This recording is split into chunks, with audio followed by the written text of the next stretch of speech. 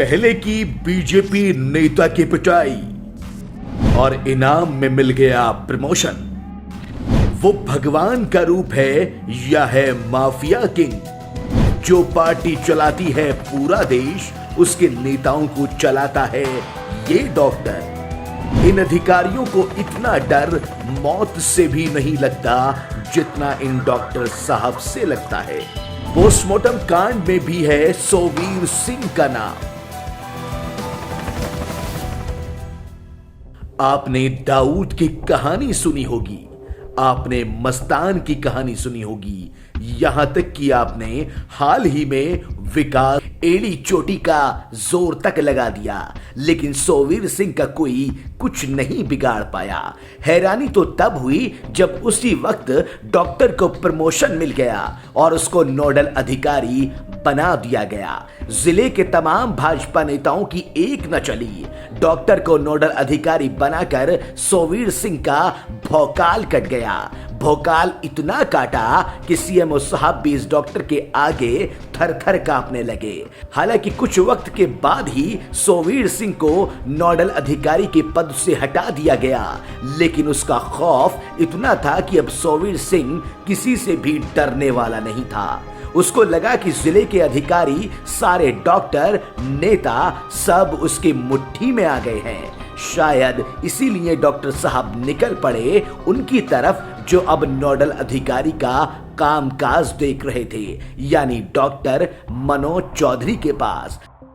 पहले जरा ये जान लीजिए कि मनोज चौधरी कौन है। मनोज चौधरी वो शख्स थे जो इससे पहले भी नोडल अधिकारी थे और कोरोना काल में बेहतरीन काम करने के लिए उनकी तारीफ हो रही थी। खैर, सोवीर सिंह मनोज चौधरी के पास पहुंचे तो दबंगई के सारे पैमानों को पछाड़ते हुए सोवीर सिंह ने कहा कि पद छोड़ दो, वरना हम तुम्हें नहीं छोड़ेंगे। एक डॉक्टर वो है जिसने दिन रात एक करके लोगों को उनकी जिंदगियां लौटाई, जिसने अपनी फिक्र न करते हुए लोगों को बचाया। दूसरी तरफ वो डॉक्टर है जिसकी दबंगई के आगे भाजपा सरकार भी नतमस्तक है। अब एक बेचारा बेबस शरीफ आदमी क्या करता जब उसके सामने वो शख्स खड़ा हो जिसने भाजपा के नेता को ही मारा पीटा हो और उसका कोई कुछ नहीं बिगाड़ पाया हो। मजबूरी में डरते डरते मनोज चौधरी ने शासन से लेकर प्रशासन तक सोवीर सिंह की शिकायत की और खुद की सलामती के लिए गुहार लगाई। अब जरा रुक जाइए, पहले ये समझ लीजिए कि आखिर सोवीर सिंह मनोज चौधरी को धमकाने क्यों पहुंचा। ऐसा इसलिए हुआ था क्योंकि सोवीर सिंह को जो नोडल अधिकारी का ओहदा दिया गया था उस पर पहले मनोज चौधरी ही थे, लेकिन इस दबंग डॉक्टर के रसूख के आगे मनोज को इस पद से हटाकर सोवीर सिंह को नोडल अधिकारी बना दिया गया था। उसी सोवीर सिंह को जिसकी कहानी किसी माफिया से कम नहीं लगती। बीजेपी नेताओं के दबाव के बाद सोवीर को जब पद से हटाया गया तो मनोज चौधरी को वापस नोडल अधिकारी बना दिया गया था, जिसकी वजह से दबंग डॉक्टर उर्फ सोवीर सिंह धमकी देने पहुंच गया।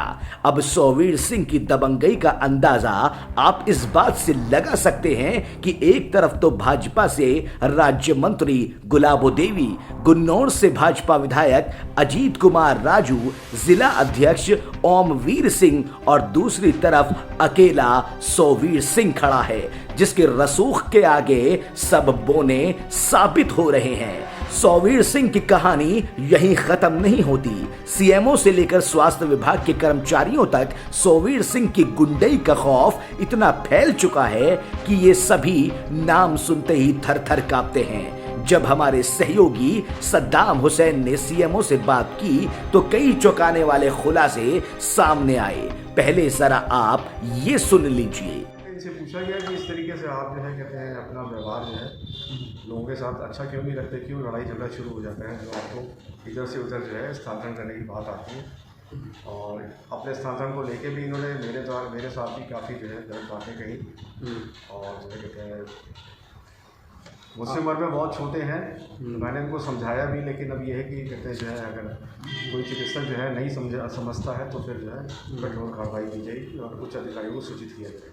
सोवीर सिंह की दबंगई से सीएमओ साहब भी नहीं बचे। उनको भी इस डॉक्टर से वही मिला जो बाकी लोगों को मिला। सवाल तो उठने लाजमी है, क्या सोवीर सिंह जिले के सभी संस्थानों पर कब्जा जमाना चाहता है? क्या सोवीर सिंह अपनी गुंडई और दबंगई से सबको अपनी जेब में रखना चाहता है? सोवीर सिंह के सर पर आखिर कौन सी बड़ी ताकत का हाथ है?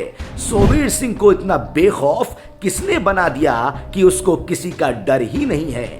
ये तो वो सवाल हैं जो इस वक्त आम आवाम के साथ साथ अधिकारियों की रातें भी काली बना रहे हैं। अब जरा इस डॉक्टर के पोस्टमार्टम कांड को भी समझिए। कुछ दिन पहले एक किसान की संदिग्ध परिस्थितियों में मौत हो जाती है। जब उस मौत की वजह जानने के लिए डॉक्टरों द्वारा उसका पोस्टमार्टम किया जाता है तो यहाँ पर बात आती है निकलकर कि आखिर डॉक्टरों ने क्या किया।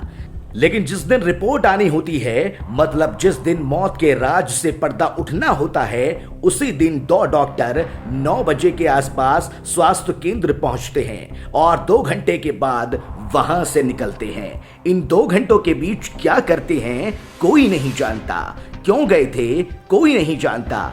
किसने भेजा था नहीं पता।